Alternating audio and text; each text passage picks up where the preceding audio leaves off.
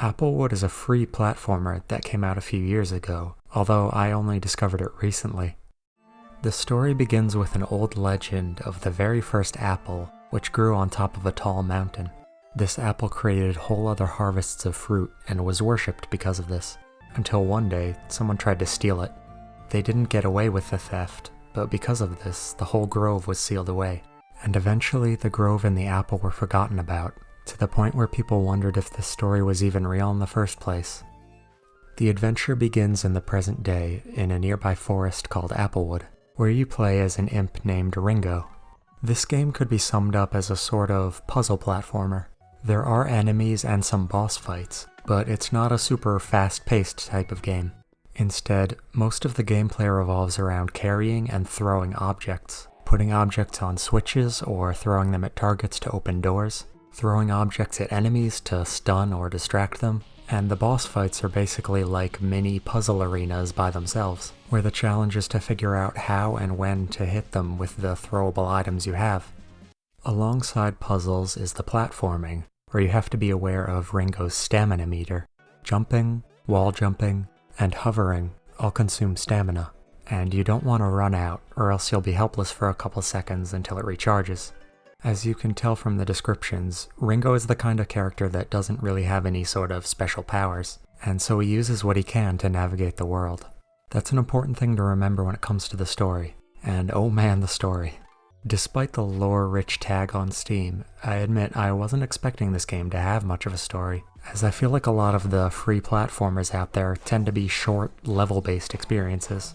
But the plot and its characters ended up being my absolute favorite thing about Applewood.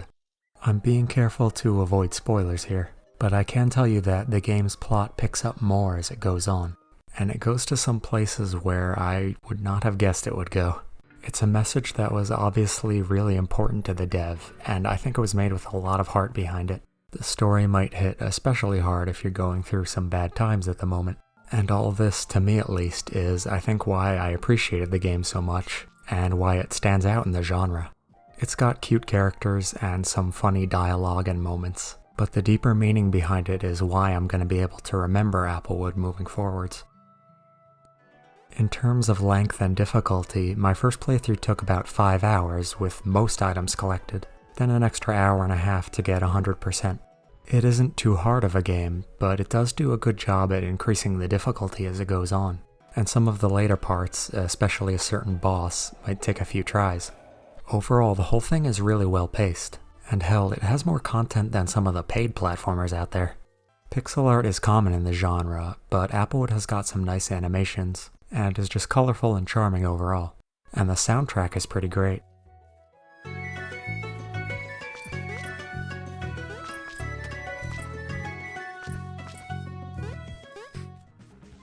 I did run into a few bugs, like when a boss crashed the game once.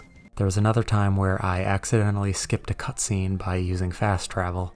And then there was the time that this happened. Watch the yellow bush darter enemy after I throw it into the water.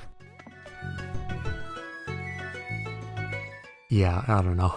You can see me turn around there like, wait a second, what? But nothing I've run into is really game-breaking or too annoying. Vines in this game are one thing that might be a problem because they are really awkward to grab onto. And you don't climb them like you would expect, you instead have to jump off before you slide down. But thankfully, you only ever need vines to reach optional collectibles. So overall, Applewood really stands out to me as, I think, one of the best free platformers that I've played. It's the kind of game where, looking back on it, I would have paid for it if that was an option. And apparently early on, it was. On release, the game cost $6, which is already low. But the dev later made it free to play because it wasn't selling much. They obviously didn't care about the money and just wanted their game to be played. And it's a shame that it hasn't been played very much at all yet, because Applewood, with its meaningful story and really solid gameplay and charming music and characters, is really just a great experience on its own, regardless of other factors. I hope that at least eventually it gets some more recognition